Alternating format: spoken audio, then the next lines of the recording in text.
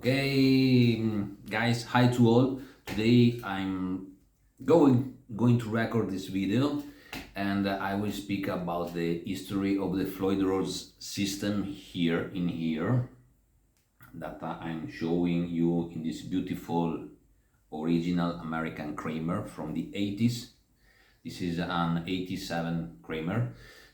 I made a review of this Kramer in a previous video, so if you want to go back and watch at it, it is there in my channel. I made the video a few months ago, and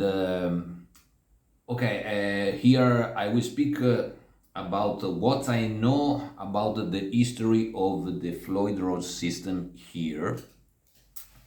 And as an example, I have here a real German Floyd Rose from 1987. Okay, so not a Korean one or a Floyd Rose 1000 or a special one that has less quality of this one. I made the intro as you were hearing from me, and I made few examples on how the Floyd Rose system works good in a good guitar and in a good Floyd Rose bridge. Okay, so as for introducing everything and speaking about the Floyd Rose system is not a case that I have here with me a Kramer from the 80s, because Kramer was the first guitar brand that was mounting the original Floyd Rose system back in the early 80s, and thanks to a collaboration with Kramer, Floyd Rose, and Edward Van Halen. As everyone knows, especially the people that follow my channel, Van Halen was I think he was one of the first that were trying this bridge, and that we can say he helped a lot this kind of this bridge to became a standard and famous. So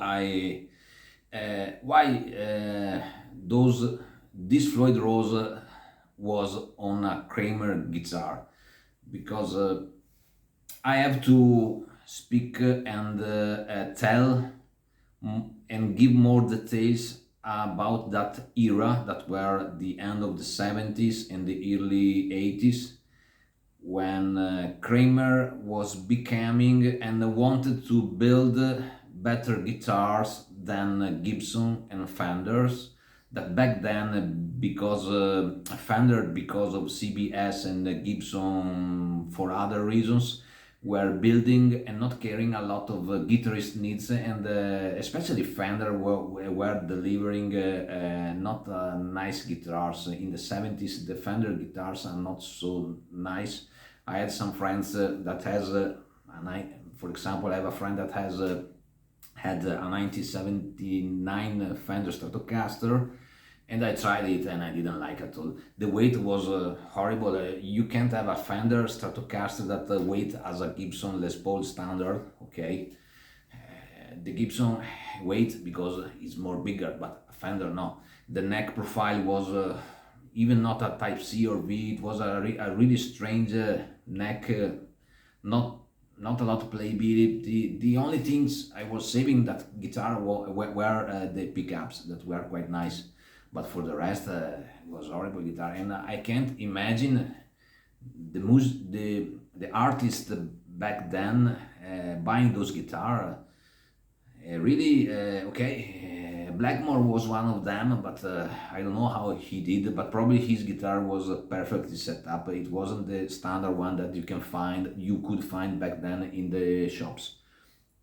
So in the end, Kramer, because of Fender and Gibson fading those years, wanted to build a better guitar for musicians and artists that were coming up in that era, that needed more strength, even after Van Halen arrived in 1978 with his first record, where he changed all the music standards, and they wanted to make a guitar that was a Fender but with more strength, so a super Strat, and practically with Charvel and ESP and those brands back at Jackson, they were the first to build those super Strats that were a lot requested back then by guitarists, okay, and bands, because the hard rock music were coming up because of Van Halen, Iron Maiden, and Judas Priest, Motley Crue, and all the Motley Crue arrived later, but in the early 80s there was those bands, and so I saw an interview years ago about one of the founders of Kramer, that was Dennis Berardi, I think, that is an Italian even name, so probably is American but with some roots in Italy. So as you can see, Italians are always much creative. That back then he saw this bridge, he went somewhere in Germany, I don't remember where the interview, and he saw in a Germany shop, or a guy was he has already the first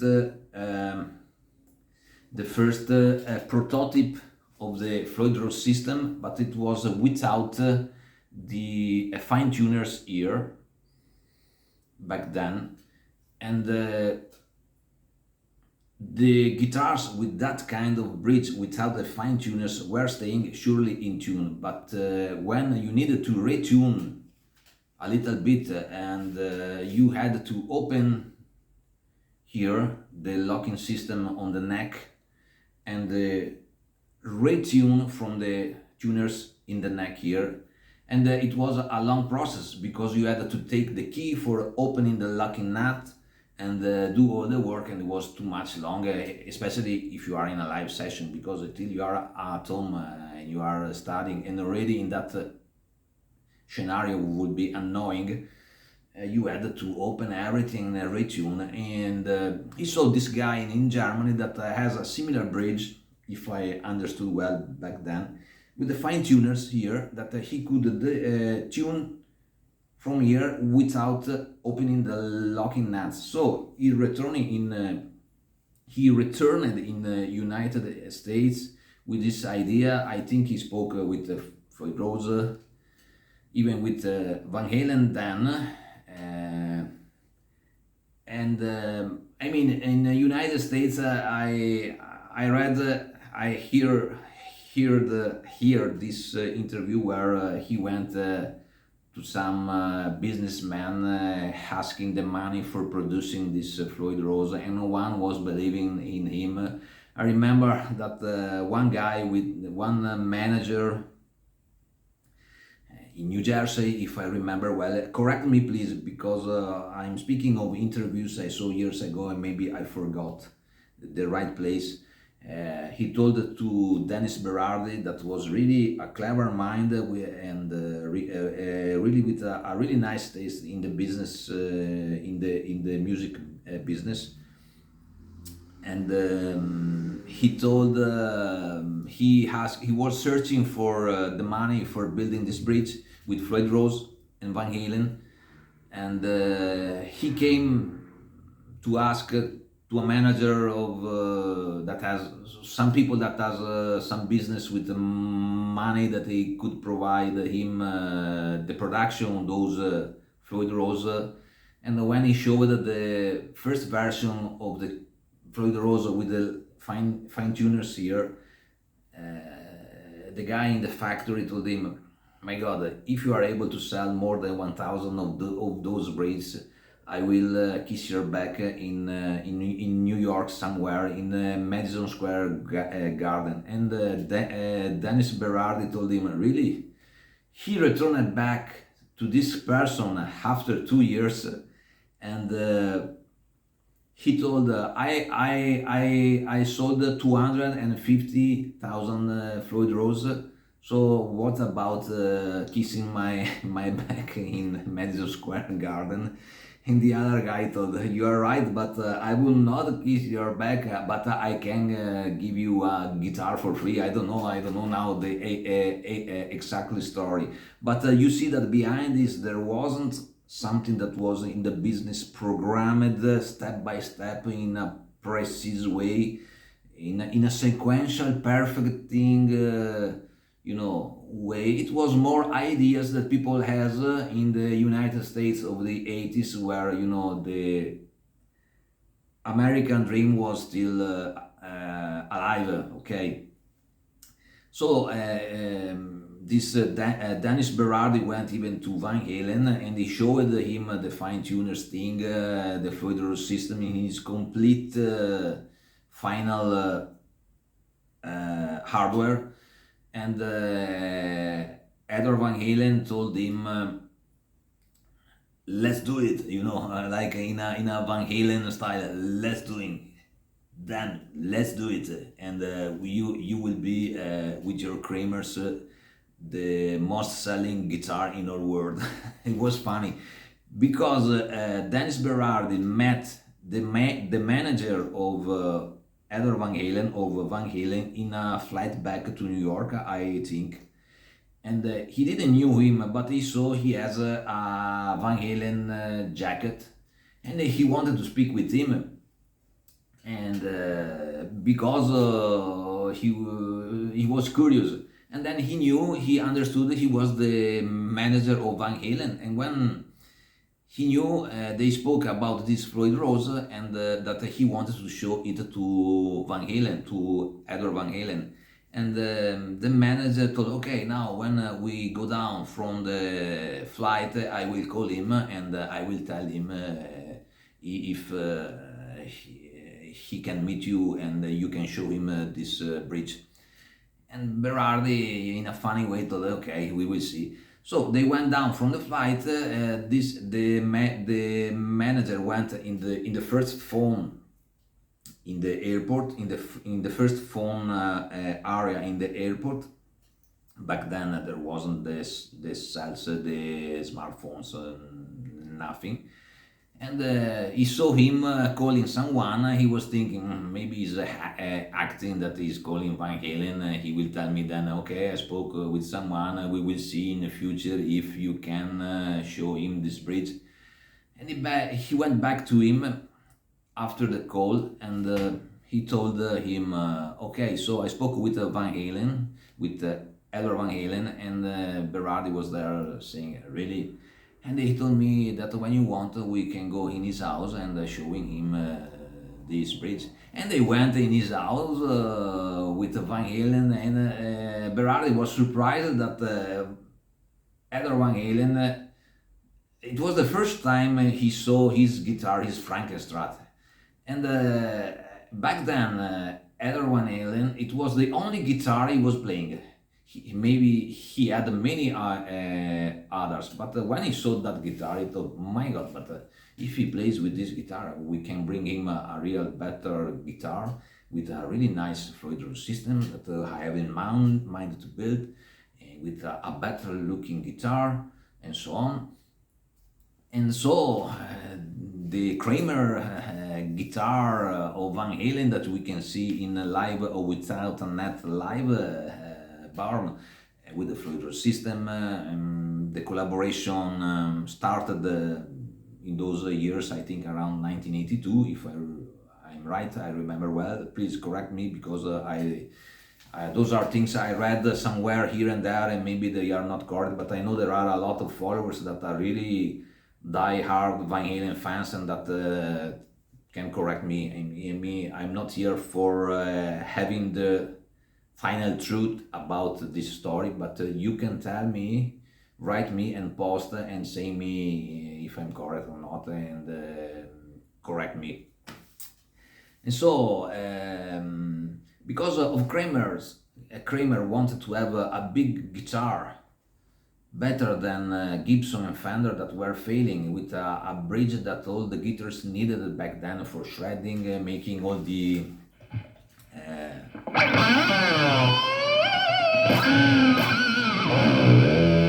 all those Floyd Rose tricks, okay, those dive bombs. All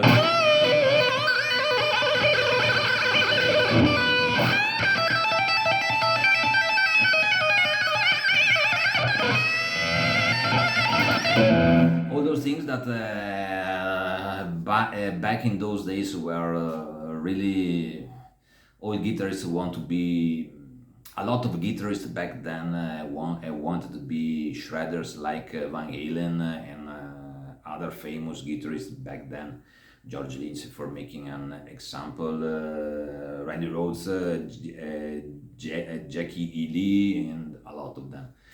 And so Kramer were able, with a little bit of fortune, because Kramer was a really small factory that were building guitars, and they started, but I will tell you later, with James Simmons by building him some basses. Okay, and this is another nice story I will tell you. They were able to put, to build this Kramer Pacer, the Kramer Pacer Deluxe, the Kramer Barretta, that is the most famous guitar they built because it's the Van Halen one. And they were able to with the Floyd Rose system, but that they only had back then, they were able to build a guitar that was better than any Gibson of that time and the Fenders. And so, as far as I know, there was a time in the middle of the 80s or around the end of the 80s that because of this Floyd Rose system that they were the only one that could have it on the guitar. They sold more. They were able to sell more guitars than Fender and Gibson for a few years. And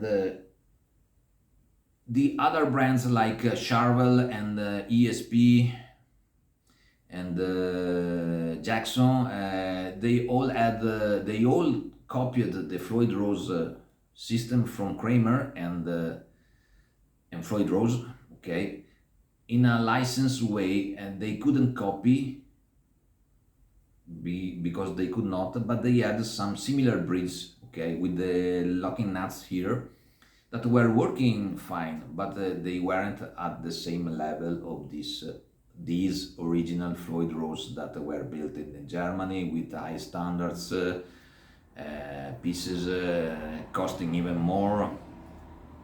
So this Floyd Rose became quite popular back in the 80s for almost 7-8 years. It was installed in I would say the 80% of the guitars back then.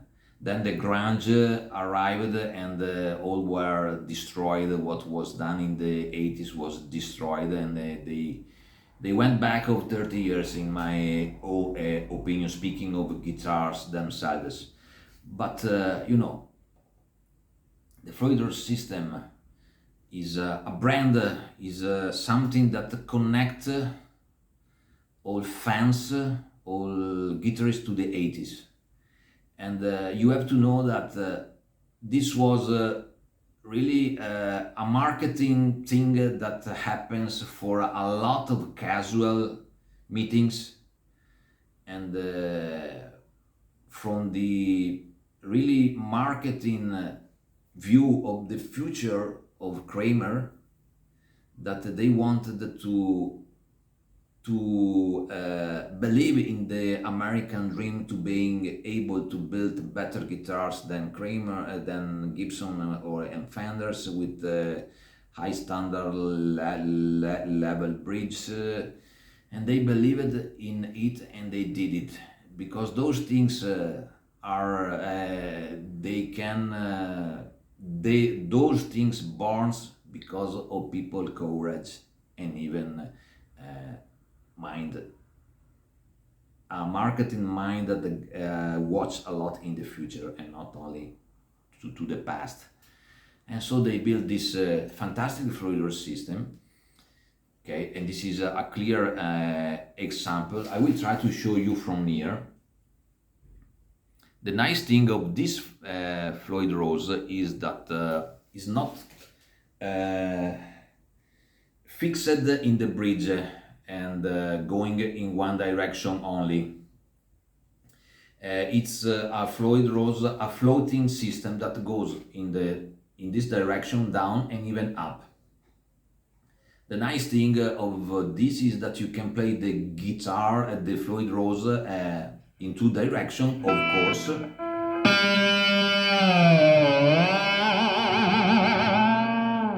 So up and even up and down, and not only down, but even the stability of the Floyd Rose is quite nice, and it's really nice to play it because it's really easy to move. It's like putting the hand in the butter, and you feel really the bridge in a smooth way, in a really smooth way.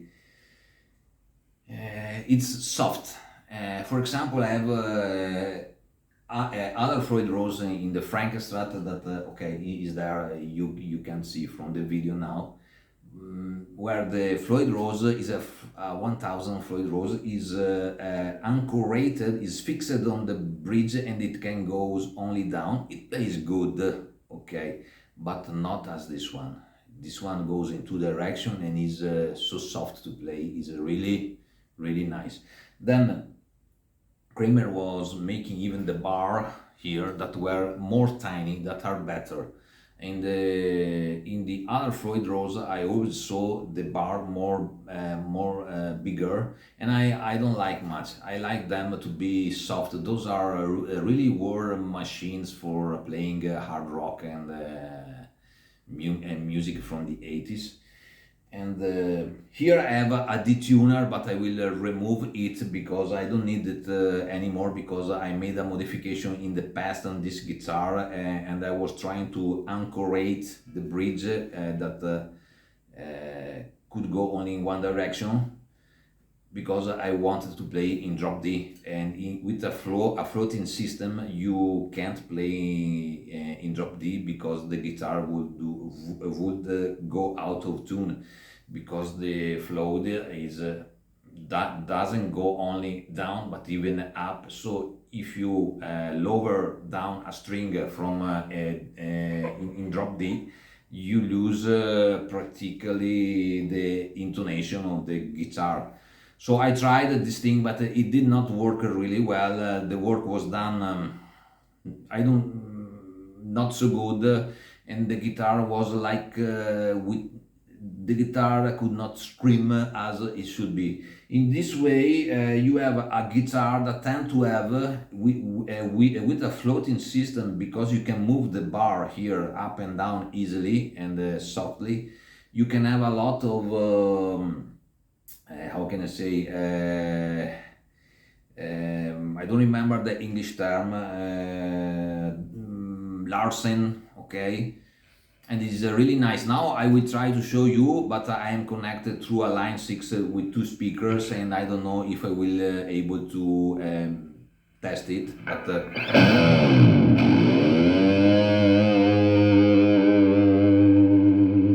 no, it is not working. I should connect the guitar to the tube amp, for example the Plexi there, and maybe I will make another test in the future for showing when I will make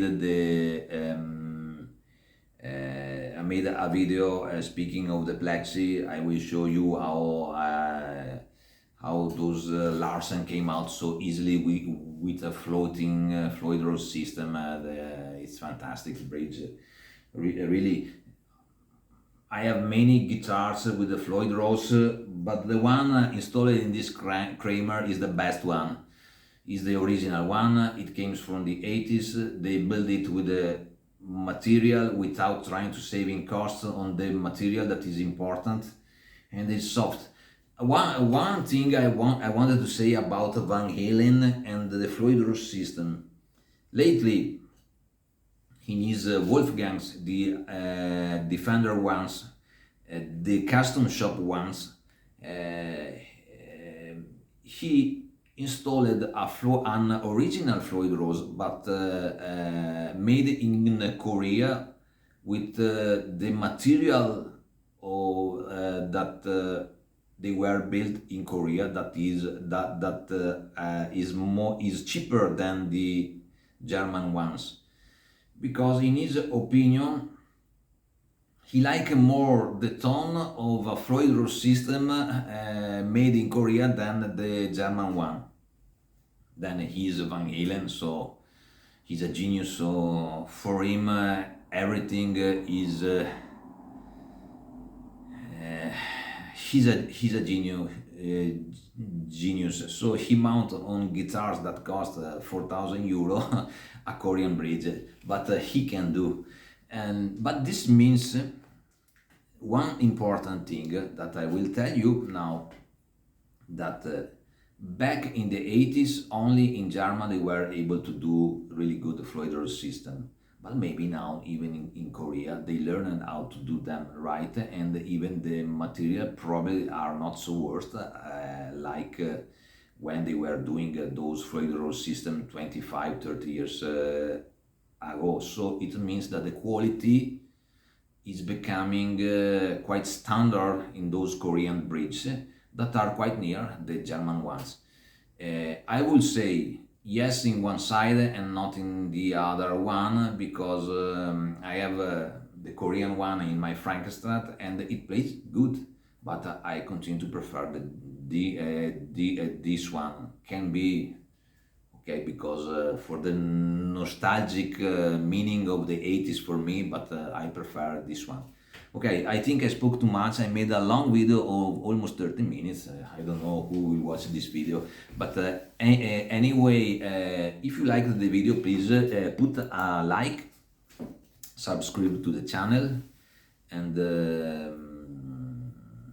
post a comment correcting me if I told something wrong, and I will be more than happy to learn, to understand, to learn new things, because I'm really happy to learn things that came from the 80s music, and I saw there are people that are posting my videos that are really skilled, and they told me details. For example, I have one person that posted, he spoke me about the greenbacks speakers, telling me that, for example, the speakers, the greenbacks of the 60s plays different than the oldie ones coming from the 70s, 80s and 90s.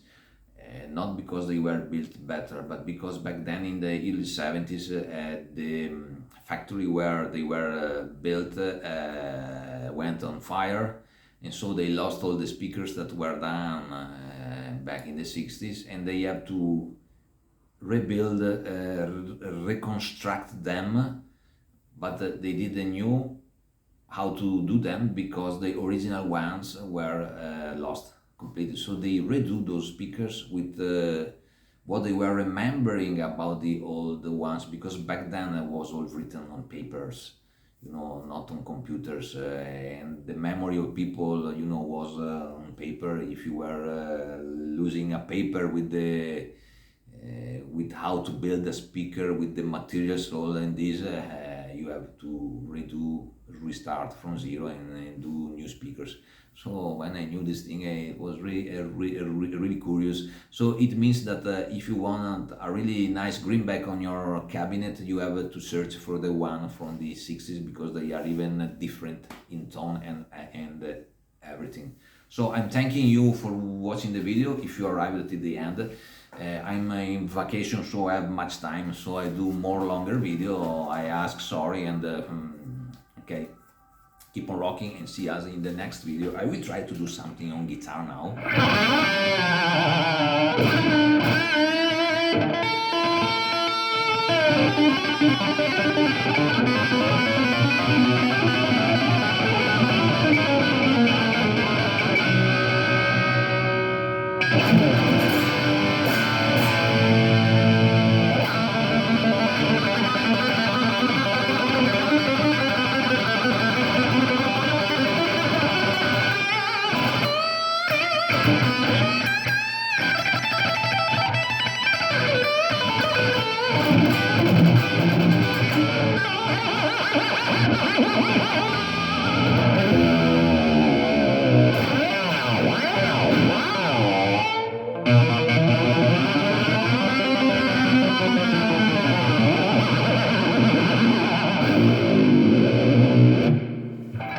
This is a Floyd Rose.